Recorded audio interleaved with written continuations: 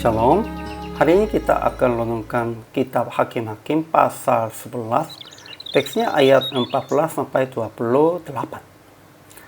Paragraf yang pertama ayat 14 sampai 27. Yefta mengirim pula utusan kepada Raja Amon dan dia menjelaskan bahwa orang Israel tidak melampas tanah orang Moab atau tanah Bani Amon. Tanah itu Tuhan telah melebut dan memberikan kepada orang Israel sebagai milik pusaka mereka. Kedua, paragraf yang kedua ayat 28. Namun Raja Bani Amon tidak mendengarkan perkataan Yefta.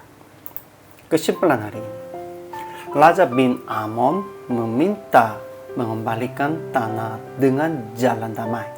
Namun ini hanya sebagai kepura-puraan untuk peperangan. Sebenarnya tanah itu bukan milik nenek moyang mereka. Tidak ada hak tentang tanah ini bagi Raja bin Amon. Yefta mengirim pula utusan kepada Raja Amon.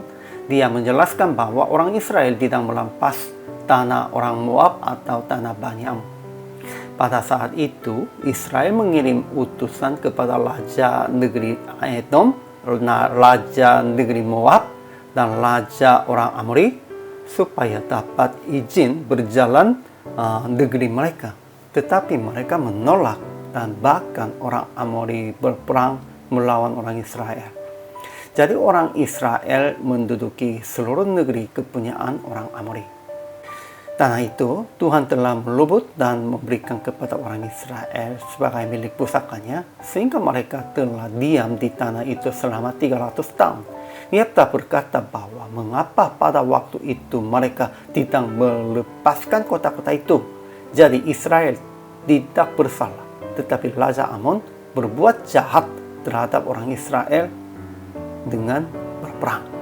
Akhirnya Yefta memohon kepada Tuhan akan menjadi hakim antara mereka. Namun Raja Bani Amon tidak mendengarkan perkataan Yefta. Ajaran tentang Allahnya. Tuhan telah melebut tanah di sebelah timur sungai Yordan dan memberikan kepada orang Israel sebagai milik pusakanya. Itu Tuhan memberikan kepada orang Israel. Siapapun tidak mempersoalkan tentang ini, dan siapapun tidak ada hak yang meminta kembalikan kepada mereka. Ajaran tentang manusianya. Pertama, Yefta mengirim pula utusan kepada Raja Amon untuk menjelaskan tentang tanah itu. Kedua, pada saat berjalan di padang gurun, Israel mengirim utusan kepada Raja negeri Edom, Raja negeri Moab, dan Raja orang Amori supaya dapat izin berjalan negeri mereka. Tetapi mereka menolak dan bahkan orang Amori berperang melawan orang Israel. Jadi orang Israel menduduki seluruh negeri kepunyaan orang Amori. Tanah itu Tuhan telah melebut dan memberikan kepada orang Israel, sehingga mereka telah diam di tanah itu selama 300 tahun. Pentingnya itu milik pusaka orang Israel oleh Tuhan. Tuhan sudah memberikan kepada mereka. Ketiga, Yefta berkata bahwa mengapa pada waktu itu mereka tidak melepaskan kota-kota itu. Jadi Israel tidak bersalah, tetapi Raja Amon berbuat jahat terhadap orang Israel dengan berperang. Akhirnya Yefta memohon kepada Tuhan akan menjadi hakim antara mereka. Keempat, namun Raja Bani Amon tidak mendengarkan perkataan Yefta. Demikian itu. Aplikasi hari ini.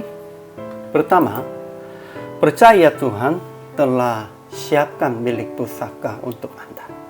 Ya, Tuhan sudah siap dan sudah memberi milik pusaka untuk kita. Ya.